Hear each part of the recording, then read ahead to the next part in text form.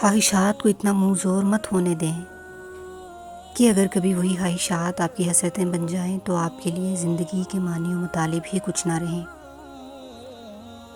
ہمیشہ زندگی میں میانہ روی اور احتیاط پسندی کا مظاہرہ کریں، چاہے وہ کسی جذبے میں ہو یا پھر کسی کام میں ہو۔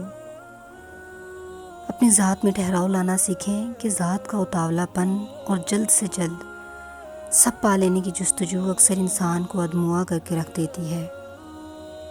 اپنے ارد گرد دیکھیں، پرکھیں اور معائنہ کریں کہ آپ کہاں کس سے زیادہ نوازے جا رہے ہیں، اور پھر اپنے سے نیچے والوں کو دیکھ کر شکر گزاری کا عنصر خود میں پیدا کرنے کی کوشش کریں۔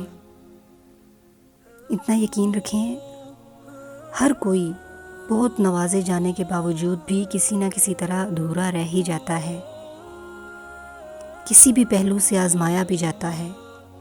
تو بہتر نہیں اپنے رب کی عطاؤں پر نگاہ رکھ کر کوشش کی جائے کہ اس رب نے ہمیں جو عطا کیا تو اس میں ہمارے لیے خیر کا پہلو کہاں سے نکلتا ہے، کیونکہ بعض اوقات زندگی میں بڑی خوشی کے بجائے چھوٹی خوشی زیادہ معنی رکھتی ہے۔ شکر کرنا سیکھیں اور مطمئن رہنا سیکھیں تاکہ اللہ کے ہاں مقبول ہو سکیں۔